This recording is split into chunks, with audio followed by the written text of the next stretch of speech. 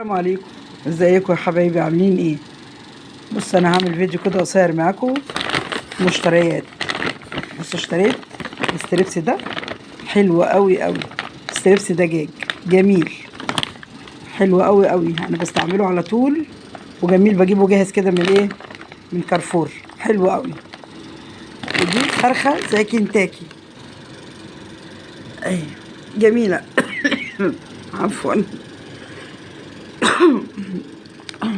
عفوا، جميله اهي. وجايبه جنبها هعمل السلطه كلوسلو بقى. جيت اجيب الكرومبه بتاعت اللي هي السلطه، صراحه لقيتها ورقها تخين وكلها اخضر كده وما عجبتنيش، فانا جبت كرومبايه عاديه قسمتها نصين، وبرده دي هقسمها نصين كده. هنعمل السلطه مع بعض وهنشوف هنعمل ايه. دي هقسمها نصين واخد نصها واخلي نصها لما نيجي نعمل الستريبس او الكنتاكي هنعمل جنبها. وجبت جيركن كاتشب سوري، جبت جيركن كاتشب اهو ب 30 جنيه. وجبت ايه؟ مايونيز. ده لزوم الايه؟ السلطه الكلوسلو.